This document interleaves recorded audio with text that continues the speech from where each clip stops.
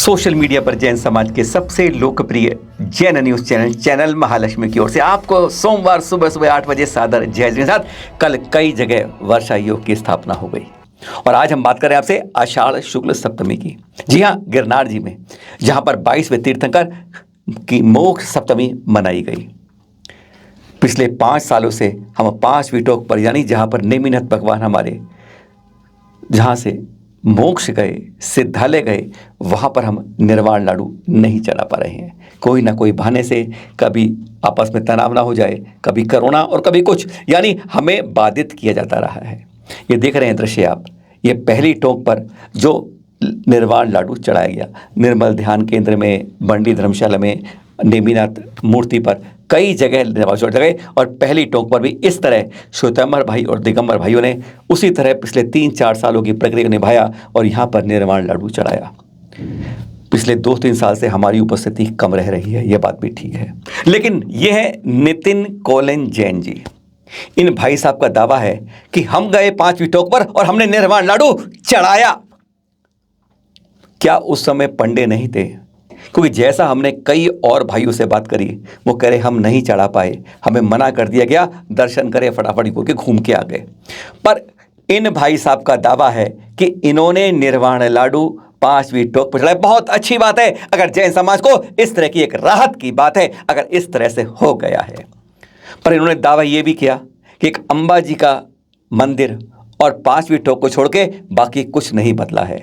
तो मेरे भाई, सब कुछ बदल गया है। केवल 4थी टोक जहाँ पे जाने का रास्ता नहीं है, बस वही जैन समाज रास्ते में जाएं तो सैकड़ों आपको दूसरे मंदिर मिल जाएंगे। दूसरी टोक, तीसरी टोक पूरी तरह बदल दी गई है। कारण क्या है?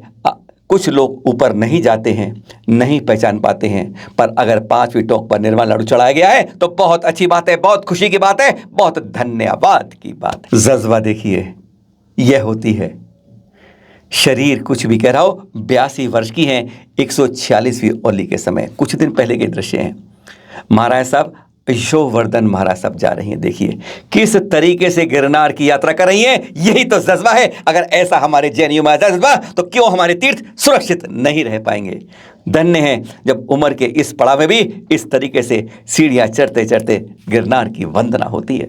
2 दिन पहले की बात है, आपको दिखाया था कि शिष्यों को वैयाव्रती करते हुए, सेवा करते हुए गुरु की बहुत देखा है, पर गुरु सेवा करता है यह कभी कभी किसी ने देखा है। और आज ऐसा ही दृश्य दिखा रहे हैं एक और।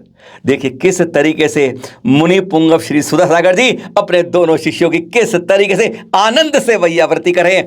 इन्हें देखकर तो दिल दगबाग होता है, आनंदित होता है कि देखिए गुरु को अपने शिष्यों की इस तरीके से सेवा करते हुए, वैयाव्रती करते हुए। जब गुरु पास आते हैं तो शिष्य उनके चरणों में पड़ जाते हैं।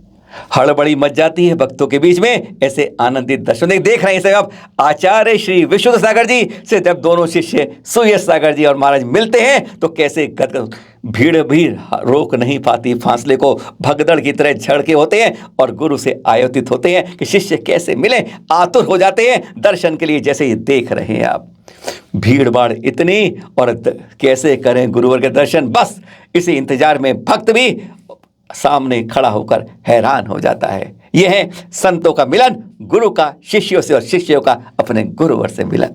और अब जाते जाते एक दृश्य और दिखाए। आपको पता है जैन तीर्थों के बारे में जानकारी रखी है, उनकी सुरक्षा और संवर्धन। यह देख रहे हैं आप, हमारे इस भारत के अंदर एक ही जगह है और एक ही तीर्थंकर है जिनके 5 कल्याणक एक ही हुए हैं।